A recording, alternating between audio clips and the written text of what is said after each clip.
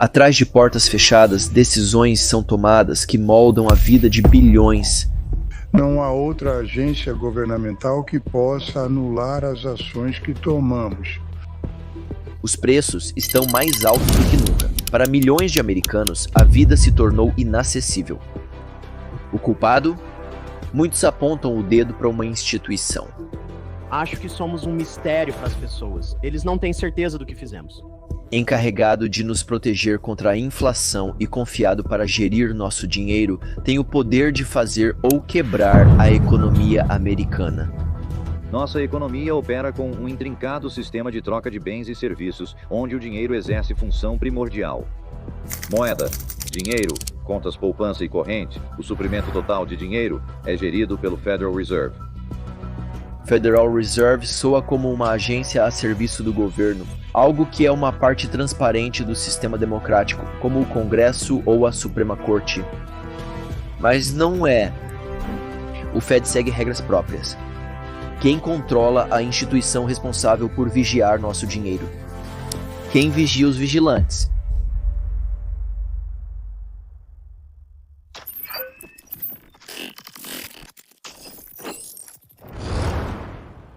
Imagine ouvir um sussurro em seu bairro. O banco está em apuros. A princípio você ignora, mas então os sussurros se transformam em murmúrios e os murmúrios ficam mais altos. Quando você chega ao banco, a fila se estende porta fora.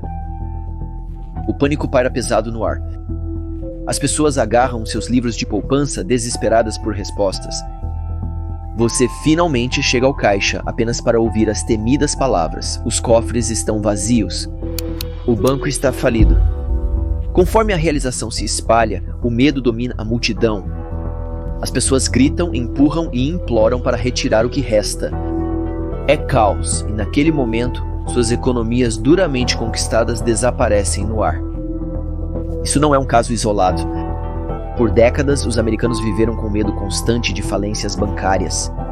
Pânicos regulares como esses destruíam economias de vida e prejudicavam empresas. No início dos anos 1900, a economia dos Estados Unidos da América é uma montanha-russa selvagem. Titãs industriais como Rockefeller e Carnegie estão construindo impérios, mas para a maioria dos americanos, a vida financeira é imprevisível e perigosa. A reviravolta acontece em 1907. O colapso da Knickerbocker Trust Company começa com uma aposta ousada, mas desastrosa, no mercado de cobre, numa tentativa de monopolizar o mercado de cobre. Um grupo de especuladores e bancos compra agressivamente grandes quantidades de cobre para aumentar os preços e fazer uma fortuna, mas o plano deles dá errado. Os preços do cobre não sobem, eles despencam.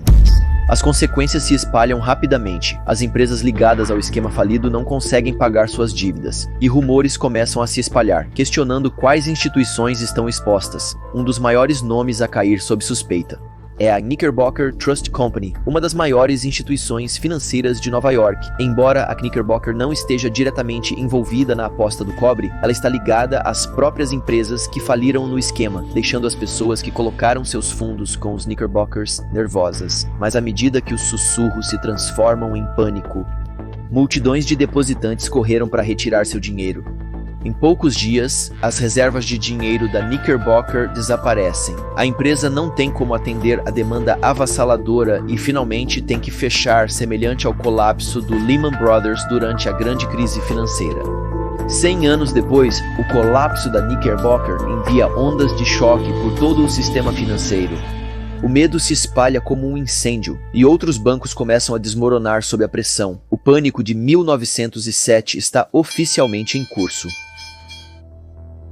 Com o governo incapaz de agir, um homem intervém, John Pierpont Morgan, o banqueiro mais poderoso do país. De sua biblioteca privada, Morgan orquestra ajuda financeira, reunindo os banqueiros mais ricos de Nova York para resgatar instituições falidas. Mas até mesmo Morgan sabe que isso não é sustentável. Um sistema financeiro funcional não deveria depender de sua boa vontade. Finalmente, após a morte de Morgan, a América percebe que precisa substituí-lo. Embora não existam registros históricos, provavelmente é neste momento que um grupo secreto de homens começa a desenvolver seus planos de jogo para assumir o controle das finanças americanas e da sociedade da nação. No início dos anos 1900, um homem se destaca no centro da luta da América pela reforma financeira.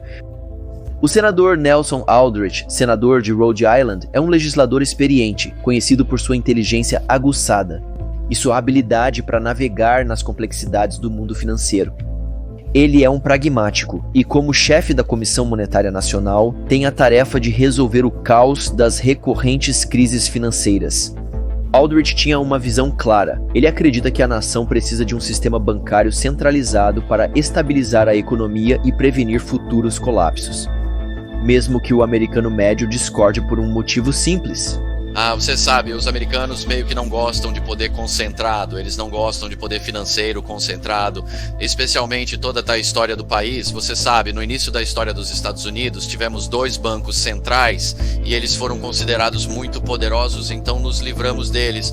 Mas Aldrich não é novato, ele é um homem que sabe quais cordas puxar nos bastidores mesmo que não tenha apoio público. Com décadas de experiência em política e negócios, ele tem influência, como poucos em Washington. Suas conexões com o mundo financeiro não são segredo, o que lhe rende tanto respeito quanto suspeita. Sua visão é revolucionar o sistema financeiro da América. Ele sabe que para fazer isso funcionar, ele precisaria formar uma aliança. É hora de enviar os convites. Em novembro de 1910, a visão de Aldrich está tomando forma. Os convites foram enviados e as figuras mais poderosas do financiamento americano estão atendendo ao chamado.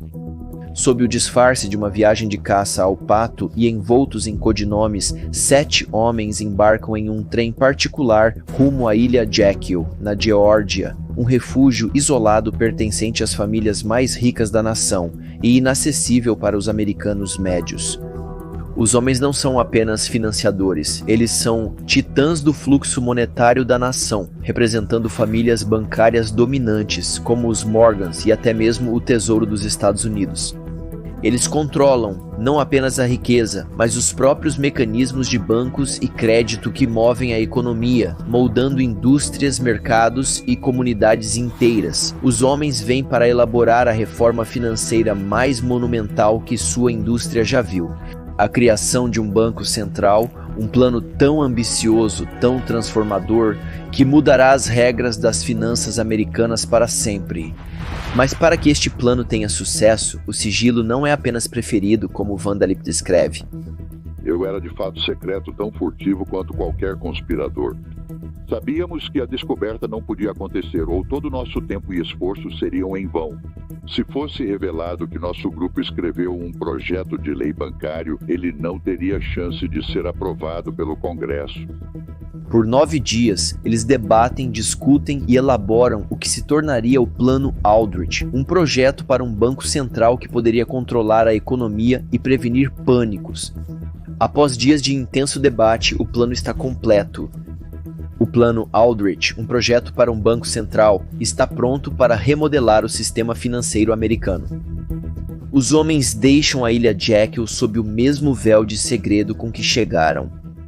Mas quando eles partem confiantes. Confiante no que eles criaram para responder às décadas de caos econômico. Meses depois, Aldrich apresenta o plano ao Congresso. Confiante em sua genialidade, diante dos legisladores, ele descreve a criação de um banco central independente e privatizado como a chave para prevenir futuros pânicos financeiros, um sistema centralizado para trazer estabilidade e segurança à economia. Mas a reação não é o que ele esperava, o que Aldrich vê como uma solução. Outros percebem apenas como concentração de poder destinada a suprimir sua liberdade e trazer escravidão. A reação é imediata e feroz. Mais uma vez, o povo americano se levanta contra um banco central e tudo o que ele representa. Os populistas foram às ruas, alertando que o plano sacrificaria a rua principal em prol da Wall Street. Os democratas, os oponentes políticos no Congresso, aproveitam a oportunidade para atacar, rotulando a proposta como antidemocrática e perigosa. Para os americanos comuns ainda abalados pelo pânico de 1907, o plano parece uma traição.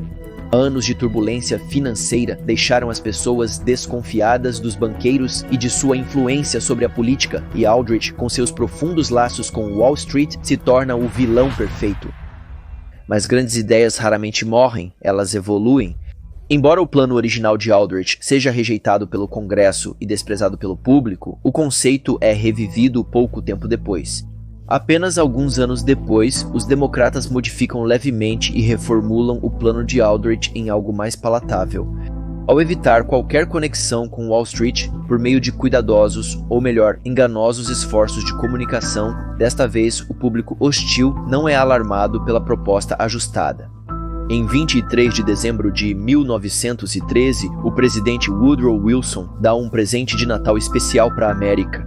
Com a maioria do público em um clima natalino alegre, o ato da Reserva Federal quase secretamente se torna lei. A Reserva Federal surge criando um banco central para gerir a oferta monetária da nação e atuar como um emprestador de último recurso. No final das contas, a Reserva Federal surge configurada para ser incrivelmente complexa. Mas por agora você só precisa saber disso. A Reserva Federal não é bem o que a maioria das pessoas pensa que é. O Fed é um híbrido peculiar, uma parceria público-privada diferente das agências governamentais convencionais. A alta liderança, o Conselho de Governadores, trabalha para o governo. Mas os 12 bancos regionais do Federal Reserve que fazem o trabalho real, eles são de propriedade de bancos privados. Aqui está a reviravolta. Os próprios bancos que o Fed supostamente deve supervisionar são obrigados a comprar ações em seus bancos locais do Federal Reserve. E adivinha o quê? Esses bancos até recebem um dividendo de 6% ao ano por serem proprietários no sistema do Federal Reserve. Em termos simples, o Fed é uma máquina construída por e para a elite bancária privada para controlar o fluxo de dinheiro. E, no entanto, mais de um século antes, um dos pais fundadores da América, Thomas Jefferson, já previa os perigos de tal sistema. Ele deixa um aviso. Se os americanos permitirem que bancos privados controlem a emissão de sua moeda, estes privarão o povo de suas propriedades até que seus filhos acordem sem teto no continente conquistado por seus pais. Ele está certo?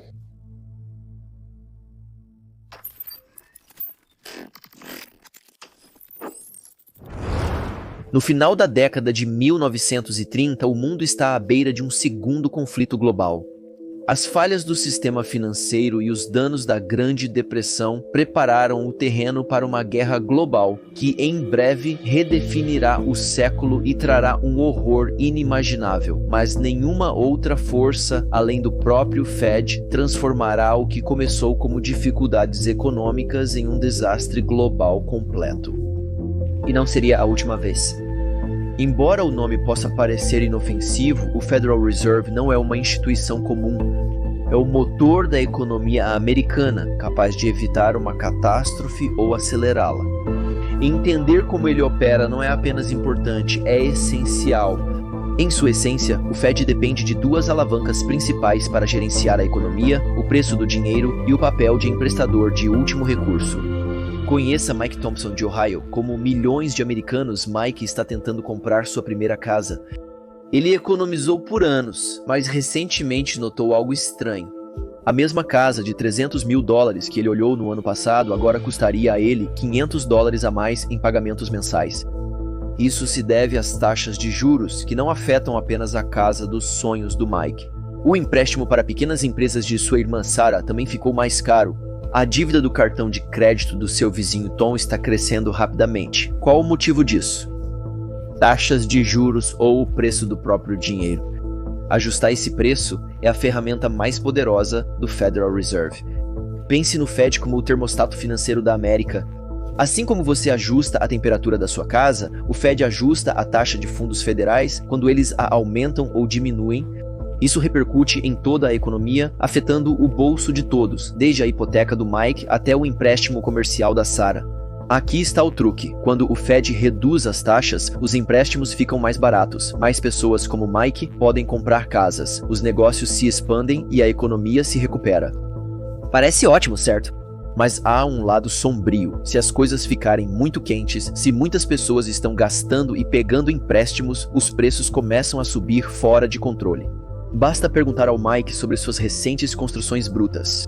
Então, o Fed joga um jogo perigoso. Se aumentar demais as taxas, eles podem desacelerar e quebrar a economia. Mantê-las muito baixas poderia fazer os preços dispararem fora de controle. A situação é como andar numa corda bamba com as vidas de milhões de americanos pendendo na balança. No entanto, como veremos, o verdadeiro poder do Fed não reside apenas na gestão das taxas de juros ou inflação. Seu propósito central é revelado quando a América enfrenta um momento devastador em sua história.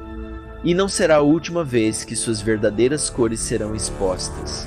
Os anos 20 são uma década de otimismo desenfreado e rápida expansão econômica conhecida como os loucos anos 20. É uma era de mercados de ações em expansão, avanços tecnológicos e uma sociedade ansiosa para deixar as sombras da Primeira Guerra Mundial para trás. Mas por baixo do glamour dessa nova prosperidade se esconde um sistema girando perigosamente fora de controle. O Federal Reserve, criado para trazer estabilidade, em vez disso, alimenta uma bolha que logo iria estourar. Após a Primeira Guerra Mundial, o Fed mantém as taxas de juros baixas para estimular empréstimos e investimentos. Com o tempo, a enxurrada de dinheiro barato leva a bolhas especulativas em ações, imóveis e commodities. Conforme os mercados sobem, cresce também o apetite por risco. Os mutuários alavancam tudo, crentes de que os bons tempos são eternos. Mas as políticas do Fed não apenas incentivaram o crescimento, elas incentivaram a superconfiança. Em 1929, a economia não é construída sobre bases sustentáveis, mas sobre uma frágil teia de especulação alimentada por dinheiro emprestado e otimismo irrestrito. Quando a Bolsa de Valores finalmente desaba em outubro de 1929, é apenas o início de uma reação em cadeia. O colapso acaba com fortunas, mas a verdadeira devastação vem quando o sistema bancário começa a desmoronar logo depois. A falência de um único banco pode derrubar outros, espalhando medo e colapso por toda a economia. O Federal Reserve foi criado para servir a um propósito vital nestes momentos, para atuar como um emprestador de último recurso, injetando dinheiro em bancos falidos para parar o efeito dominó antes que ele destrua tudo. Ao intervir para injetar liquidez em bancos em dificuldades, o Fed poderia parar o pânico em seu rastro.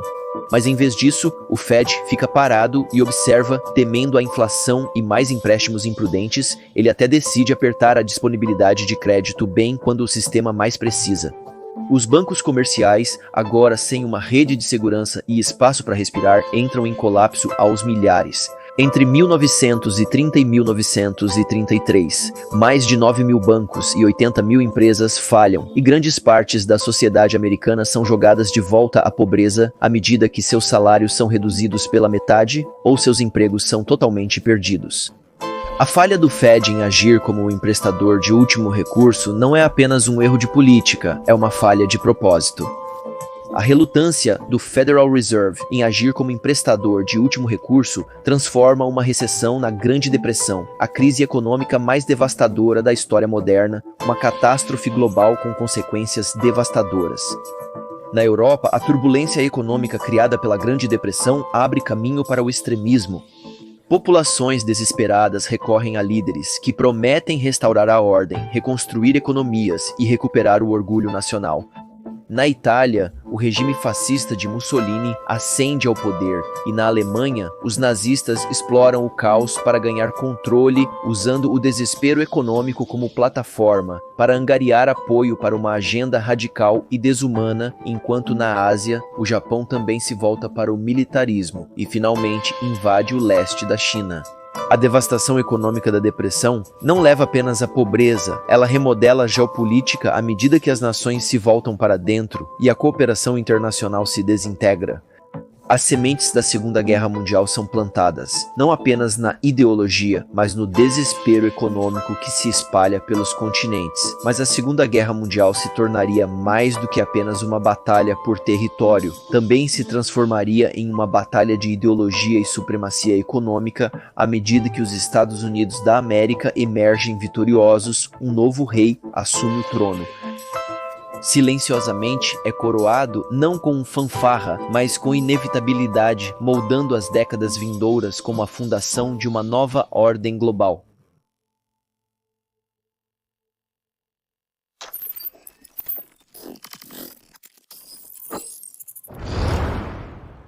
O dinheiro não vale nada. Provavelmente você já ouviu declarações semelhantes antes, e se não, você entenderá após o que acontece a seguir. O dinheiro está prestes a se tornar inútil. A Segunda Guerra Mundial devastou grande parte do mundo. A Europa está em ruínas, suas cidades em escombros e 20 milhões de vidas foram perdidas. A situação na Ásia é semelhante. Do outro lado do mundo, no entanto, os Estados Unidos permanecem em grande parte intocados, suas fábricas em pleno funcionamento, sua infraestrutura intacta. Ao final da guerra, os Estados Unidos emergem como a superpotência econômica mundial. Controla mais da metade da produção industrial mundial e detém as maiores reservas de ouro, mais do que qualquer outra nação de longe. O fim da guerra não é apenas um momento de força para os Estados Unidos da América, é uma chance de remodelar o sistema financeiro global e colocar o dólar em seu centro. Em 1944, à medida que a vitória para os aliados se torna visível, representantes de 44 nações se reúnem em Bretton Woods, New Hampshire. A reunião hospeda a elite política e intelectual com a missão de reconstruir a economia global e prevenir outra grande depressão. O dólar americano está no centro do plano deles. Segundo o acordo de Bretton Woods, o dólar teria lastro em ouro fixado a $35 por onça. Outras moedas vinculariam seu valor ao dólar, criando um sistema estável e previsível para o comércio global. O dólar se torna a moeda de reserva global, âncora da economia global, com suas reservas de ouro incomparáveis e domínio econômico. Os Estados Unidos são a única nação capaz de sustentar esse papel, para nações se recuperando da guerra. Bretton Woods traz esperança, oferece um quadro estável para reconstruir o comércio e acessar a crescente economia americana. Bretton Woods é um bom negócio para os países em recuperação e um triunfo glorioso para os Estados Unidos. O dólar se estabelece como a espinha dorsal do comércio global e a riqueza americana dispara. Com o início do período pós-guerra, o mundo começa a recuperar o fôlego e os ritmos do rock americano e o brilho de Hollywood começam a se espalhar, carregando mais do que apenas entretenimento. O poder americano está em movimento. A Casa Branca agora pode abalar o mundo inteiro, e o Fed secretamente assume seu papel como o orquestrador dos fluxos monetários globais. Pelos anos 1960, os Estados Unidos não são apenas uma superpotência, são a superpotência. Domesticamente, o presidente Lyndon B. Johnson lança políticas ambiciosas sob o programa Grande Sociedade, reformulando a saúde, educação e bem-estar social. O objetivo é nada menos que uma nova era de prosperidade e equidade em casa. No exterior, os Estados Unidos da América se posicionam como líderes da Guerra Fria, os campeões da democracia e do capitalismo contra a expansão do comunismo. Em nome da ideologia e influência, bilhões são investidos na Guerra do Vietnã. De saúde à guerra, de missões à lua às salas de aula, a lista de despesas parece interminável. As ambições da América são tão vastas quanto sua influência global. Mas tudo isso tem um preço, e esse preço logo irá sobrecarregar o próprio sistema que colocou o dólar no centro do mundo. O governo dos Estados Unidos da América gasta muito mais do que arrecada, tomando empréstimos elevados para financiar seus projetos. Embora uma onda de inflação já seja visível no horizonte, o Fed se curva ao presidente Johnson e mantém as taxas de juros baixas, acelerando a desvalorização dos dólares dos Estados Unidos da América em relação ao ouro. À medida que os dólares fluem para fora, nações estrangeiras lideradas pelo presidente francês de Gaulle solicitam a troca de ouro em retorno por seus dólares de reserva. A pressão sobre o sistema de Bretton Woods baseado em ouro cresce rapidamente. Em agosto de 1971, o ponto de ruptura é atingido. Enfrentando desafios econômicos crescentes e reservas de ouro diminuindo, o presidente Richard Nixon entrega uma mensagem que mudaria a economia global para sempre. Eu orientei o secretário Connolly a suspender temporariamente a conversibilidade do dólar em ouro ou outros ativos de reserva, exceto em quantidades e condições determinadas, para estar no interesse da estabilidade monetária e no melhor interesse dos Estados Unidos. Seu dólar valerá tanto amanhã quanto vale hoje. O efeito desta ação, em outras palavras, será estabilizar o dólar. Com essas palavras, o dólar dos Estados Unidos da América é cortado do ouro como garantia, a moeda de reserva do mundo não é mais respaldada por reservas metálicas. Torna-se uma moeda fiduciária, seu valor não é ditado por ativos tangíveis. mas pela confiança no Federal Reserve e em sua capacidade de manter o valor do dólar estável. Isso não é apenas uma decisão econômica. É uma mudança sísmica. Em 1972, a dominância do dólar não é mais garantida pelo ouro trancado em cofres, mas pelo puro poder econômico e político dos Estados Unidos da América. A decisão de Nixon marca o fim de uma era, mas também prepara o palco para uma nova. Não mais preso às suas algemas de ouro, o Federal Reserve torna-se o mestre de uma moeda limitada apenas pela confiança. Confiar é fácil quando os tempos são estáveis e certos. Mas por quanto tempo essa confiança perdura, diante de uma crise sem precedentes?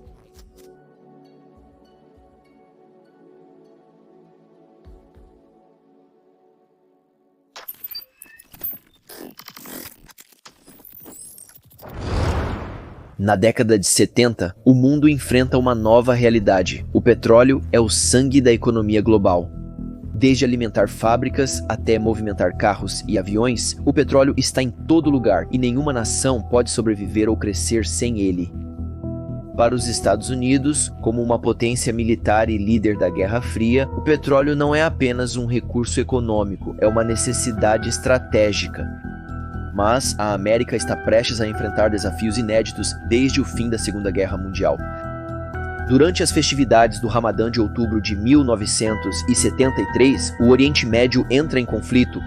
Após um ataque surpresa inicial liderado pelo Egito, Israel entra em conflito com países árabes próximos na Guerra do Yom Kippur.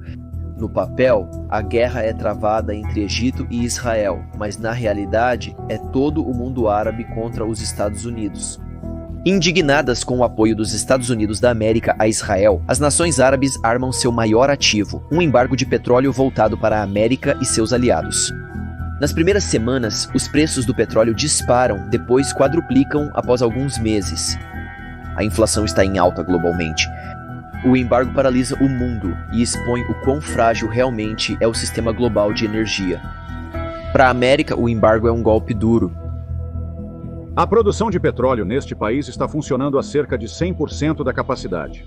Não temos esperança de extrair petróleo de novos campos nacionais como o North Slope do Alasca por no mínimo 3 anos.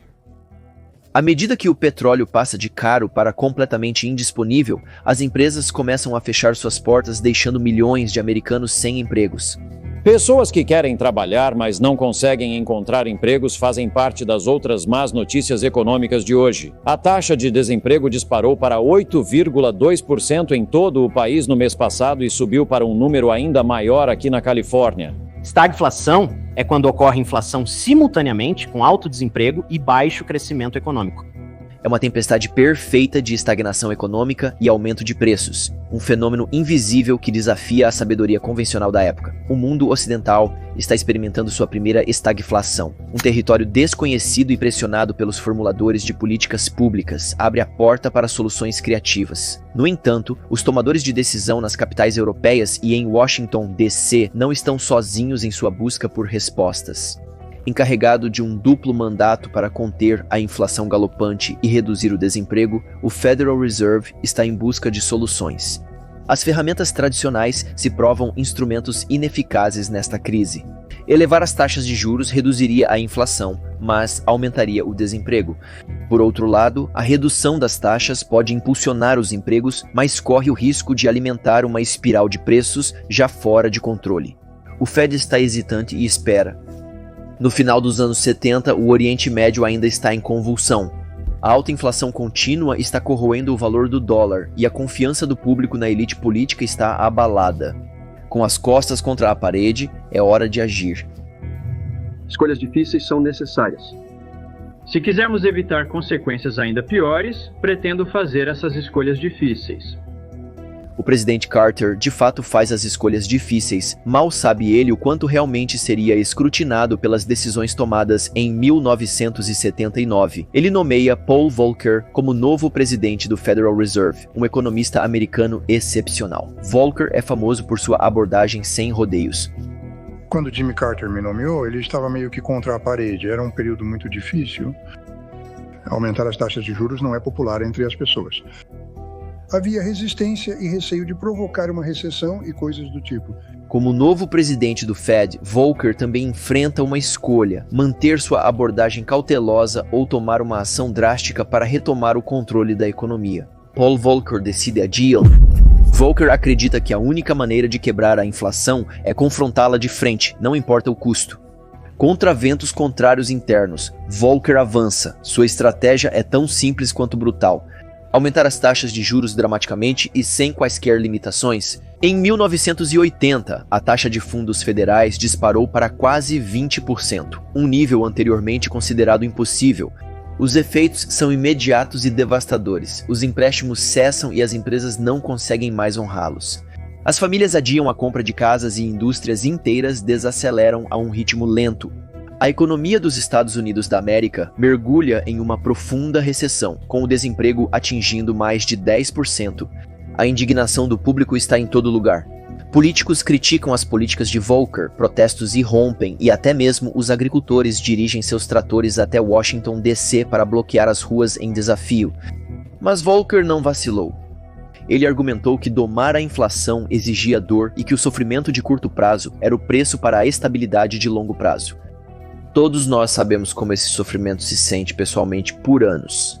Sentimos isso em nossas carteiras, investimentos e até no patrimônio líquido. Mas tanto na era de Volcker quanto nos tempos modernos, houve uma classe de investimentos que historicamente não estava correlacionada com a volatilidade dessas condições e até mesmo se elevou acima da inflação em alguns momentos, um favorito de longa data dos ultra-ricos, coletado pelos maiores financistas como Carnegie, Rockefeller e JP Morgan na arte de luxo. Volcker foi finalmente quebrado e agora o presidente Reagan obtém sucesso, com a inflação se aproximando de 4%, a economia americana começando a prosperar e as pessoas tendo tempo para as coisas mais refinadas da vida. A terapia de choque de Volcker reformula o papel do Fed e consolida sua reputação como uma instituição disposta a tomar medidas extremas para estabilizar a economia. A admiração segue, mas o sucesso americano vem com repercussões.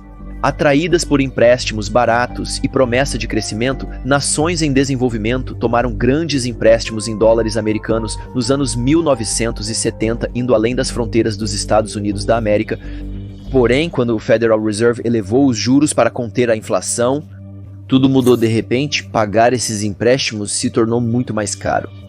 Taxas de juros mais altas significam que esses países devem ainda mais, empurrando-os para uma espiral de dívida e uma crise política que dura uma década.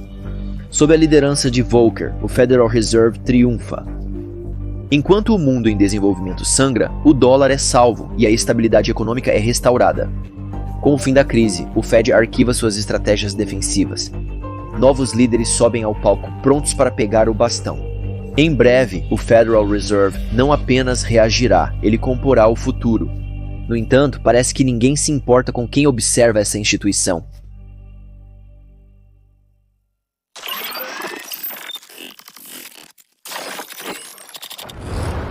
Eles o chamam de maestro, um homem cujo comando sobre os mercados o eleva além do status mortal.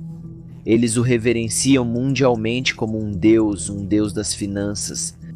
Sua voz sozinha movimenta trilhões, domando mercados com uma única frase. Os investidores se apegam a cada sílaba dele como se suas falas fossem sagradas.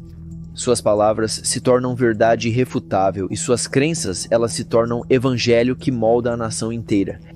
Ele direciona a mão invisível do capitalismo como nenhum outro, mas até mesmo os deuses podem cair, e quando caem, o mundo treme. Em 1987, Paul Volcker entrega as rédeas. Alan Greenspan é nomeado presidente do Federal Reserve. Conhecido por sua confiança tranquila e conhecimento enciclopédico de teoria econômica, Greenspan rapidamente se torna o rosto da estabilidade financeira da América. Para o público e a imprensa, Greenspan não é um banqueiro central comum. Ele é um maestro orquestrando a economia dos Estados Unidos da América com uma finesse que parece quase mítica. A filosofia de Greenspan baseia-se em uma forte crença nos mercados. Ele acredita que a intervenção mínima permite que a mão invisível do capitalismo se autocorrija. Sua liderança é não intervencionista e o Fed começa a evitar regulamentação pesada. Por algum tempo, parece funcionar. Os anos 90 veem uma expansão econômica sem precedentes, baixo desemprego. Economistas chamam isso de a grande moderação. Muitos acreditam ao Federal Reserve por essa era dourada, e o Federal Reserve sob Greenspan está feliz em aceitar. Greenspan parece intocável. Mas, sob a superfície, fissuras quase imperceptíveis começam a surgir. A fé de Greenspan nos mercados deixou pontos cegos, lugares onde a ganância e a especulação florescem sem controle. Sua relutância em regular novos produtos financeiros complexos está criando uma bomba relógio prestes a explodir de maneira catastrófica. Décadas depois, o índice industrial Dow Jones cai quase 23% em um único dia. A maior queda percentual na história dos Estados Unidos da América, o pânico varre o mundo financeiro e os investidores temem um colapso total. A ação rápida de Greenspan traz confiança de volta aos mercados. O Fed corta as taxas de juros e inunda o sistema com liquidez, parando o pânico em seu rastro. Em poucos dias, o mercado se recupera e Greenspan surge como um herói. Isso marcou o início de uma nova era, uma era em que o Federal Reserve está disposto a amortecer perdas durante crises. Como um contrato de opção de venda que protege os investidores de perdas, a intervenção do Fed sinalizou claramente aos mercados que interviria para prevenir uma catástrofe. Nasceu o Greenspan Put. A indústria financeira leva a mensagem a sério e Alan Greenspan, no comando do Federal Reserve, logo se torna mais do que respeitado. Ele é reverenciado como um Deus todo-poderoso. Suas palavras se tornam uma verdade irrefutável e sua crença se torna um evangelho. Mas por baixo dessa aura de controle reside uma suposição perigosa. Greenspan acredita que os participantes do mercado, especialmente os mais poderosos de Wall Street, agiriam racionalmente. Ele acredita que sua fome por lucro seria sempre equilibrada pela autopreservação.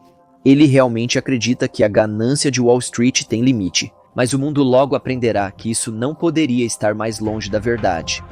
Na verdade, a expectativa de ser resgatado por Greenspan e seu Fed alimentou ainda mais a especulação e as estruturas financeiras agressivas entre a elite de Wall Street. Nas próximas 2 décadas, o Greenspan Put vira uma regra tácita. Desde o resgate da gestão de capital de longo prazo, em 1998, até sua resposta ao crash da .com, em 2001, o Fed sempre intervém quando os mercados tropeçam. Toda vez que o Fed intervém, ele cede ao público, garantindo que o risco pode ser ignorado. O Fed sempre estaria lá, mas quanto mais risco o Fed absorve, mais frágil o sistema se torna.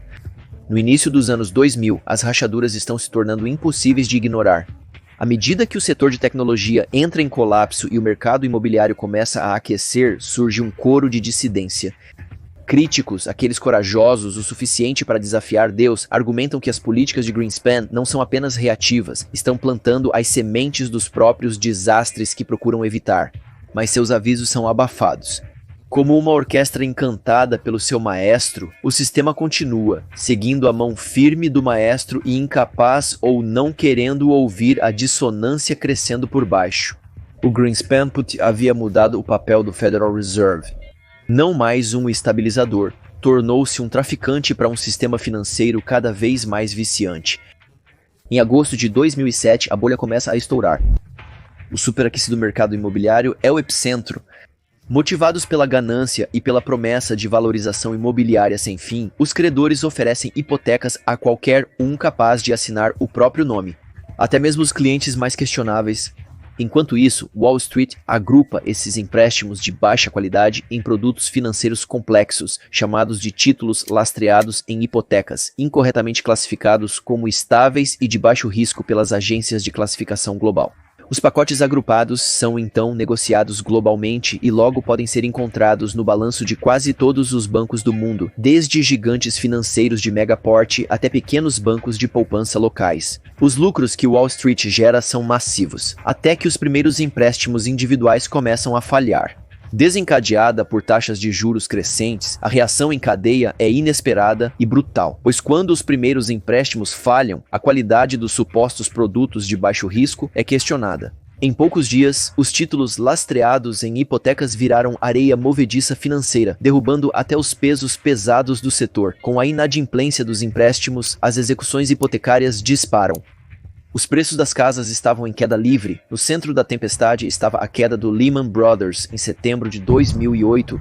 O principal banco de investimentos está cheio de ativos de segurança hipotecária que azedaram.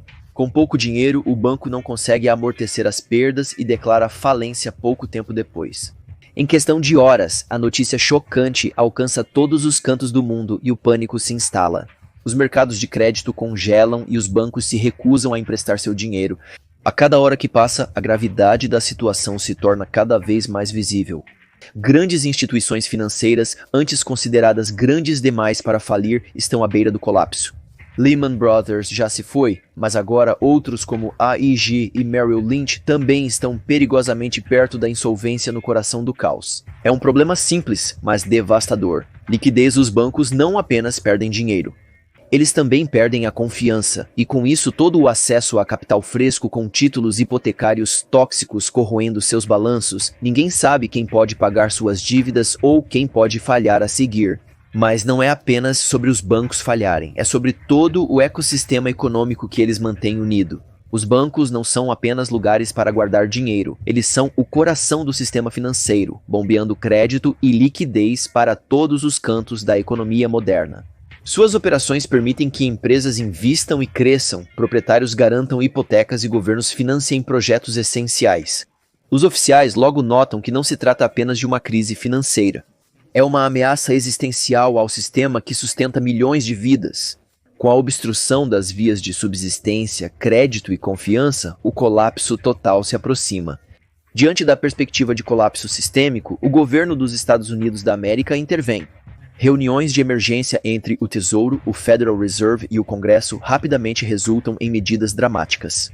Em uma jogada ousada e controversa, a liderança americana anuncia o chamado Programa de Alívio de Ativos Problemáticos, TARP, injetando 700 bilhões de dólares nas instituições falidas para garantir que elas tenham capital suficiente para sobreviver nos próximos meses. Embora o TARP seja um bom ponto de partida, ele se prova pequeno demais para sustentar todo o sistema. Mais liquidez é necessária o mais rápido possível no caos da crise, a velocidade é priorizada em detrimento do escrutínio, sem qualquer aprovação do Congresso ou do público. O Fed decide injetar mais capital nas instituições em dificuldades.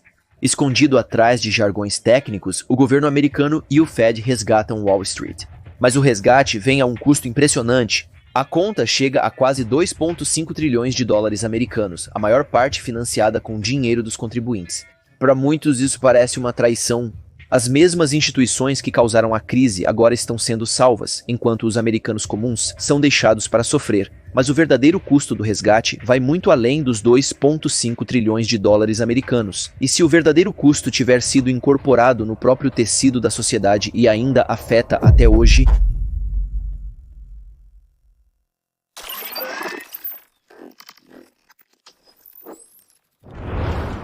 Porém, um dos problemas é que temos confiado excessivamente no Fed, que tem sido a única opção disponível.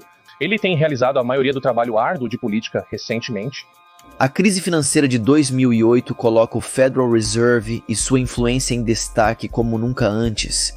À medida que a crise desaparece e a economia entra em recuperação, a total extensão das medidas de emergência do Fed se torna aparente. Cortes nas taxas de juros, resgates e operações de mercado aberto conhecidas como afrouxamento quantitativo.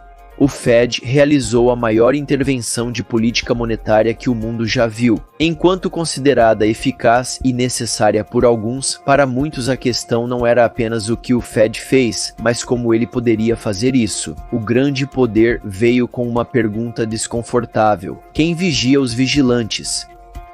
Na verdade, temos responsabilidade pelas auditorias de programas e operações do Federal Reserve para conduzir auditorias e investigações nessa área.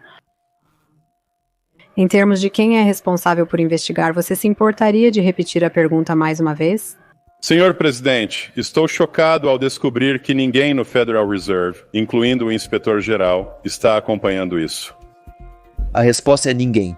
Apesar de seu poder dominante, as reuniões do Fed são fechadas ao público e ele relata apenas raramente ao Congresso.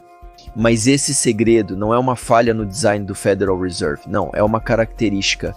Os apoiadores do Fed argumentam que sua independência e baixa transparência o protegem de pressões políticas, permitindo que ele haja decisivamente em momentos de crise e faça as escolhas certas para cumprir seu mandato.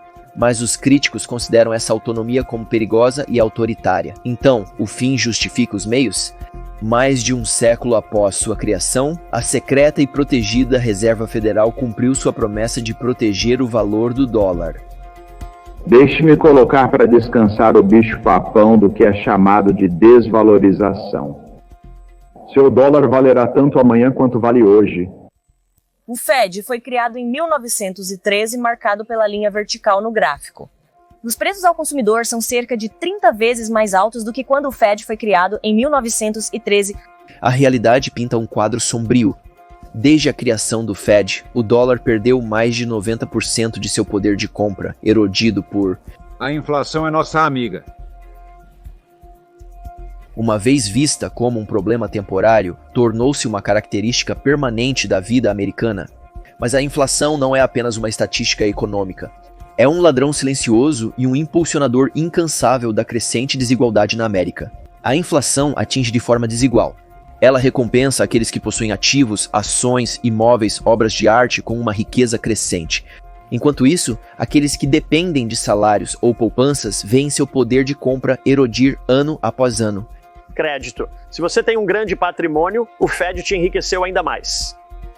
Então, eu diria que isso tem sido, de certa forma, um Robin Hood ao contrário. Ao longo de décadas, essa dinâmica ampliou a diferença entre os ricos e todos os demais, enquanto a inflação enriquecia o 1% mais rico. A estagnação salarial e o aumento dos custos deixaram milhões para trás. A classe média, outrora o motor da prosperidade americana, corre o risco de se desintegrar. O Fed falhou em manter o dólar estável e permitiu, até mesmo incentivou, a inflação em alguns momentos. O aumento da desigualdade não é acidental. É o resultado desejado de um sistema cuidadosamente orquestrado pelo Banco Central. Mas as consequências das intervenções do Banco Central não param nas fronteiras da América. Desde 2008, o Fed expandiu a oferta de dinheiro a uma taxa sem precedentes, já que o dólar dos Estados Unidos da América é a moeda de reserva mundial. Sempre que o Banco Central imprime novo dinheiro, ele desvaloriza outras moedas globalmente. Em resposta à expansão desenfreada da oferta de dinheiro ao longo dos anos e à utilização do dólar como arma, adversários geopolíticos como a China e a Rússia trabalharam para se protegerem, diversificando suas reservas nacionais longe do dólar. Ambos os países começaram a negociar cada vez mais em suas moedas nacionais e eles não estão sozinhos. Outras nações do Brasil, Rússia, Índia, China e África do Sul, nomeadamente Brasil, Índia e África do Sul, também sinalizaram recentemente o seu interesse em diminuir o uso do dólar em favor da moeda nacional. Ou uma moeda Brasil, Rússia, Índia, China e África do Sul independente. A dominância do dólar americano e do Federal Reserve como seu guardião estão começando a abalar, e com isso, todo o sistema financeiro global. Em tempos como estes, investidores sofisticados não estão esperando pela próxima crise para corroer sua riqueza. Eles estão procurando investimentos alternativos que mantenham seu valor independentemente da turbulência econômica. Eles sabem que o ouro permanece dourado e uma obra-prima hoje ainda será uma obra-prima amanhã.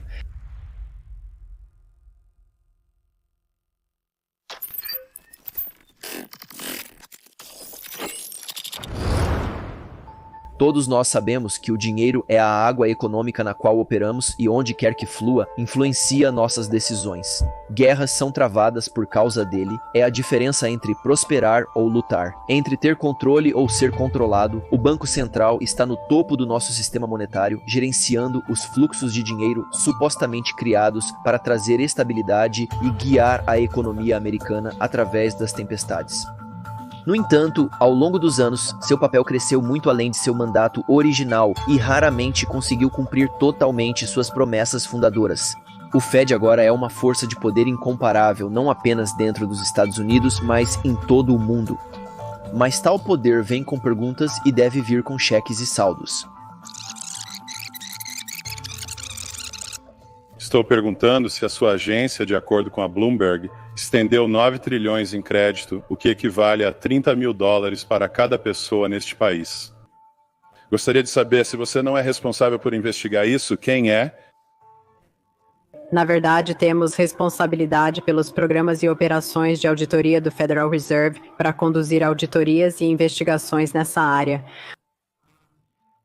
Sobre a responsabilidade de investigar. Você se importaria de repetir a pergunta mais uma vez? Senhor presidente, estou chocado ao descobrir que ninguém no Federal Reserve, incluindo o inspetor-geral, está acompanhando isso. Responsabilidade e prestação de contas devem ser os pilares de qualquer instituição que detém imenso poder.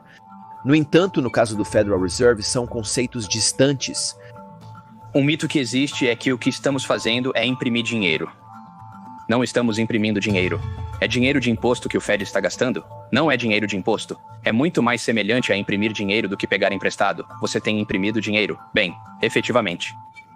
Mesmo confrontados com contradições óbvias, os oficiais desviam de perguntas, evitam escrutínio e enfrentam poucas consequências por suas ações. O oficial no vídeo é Ben Bernanke, um ex-presidente e rosto público do Fed. Apesar do Congresso ter o poder de interrogar, os efeitos são insignificantes. O Fed está além do controle do Congresso.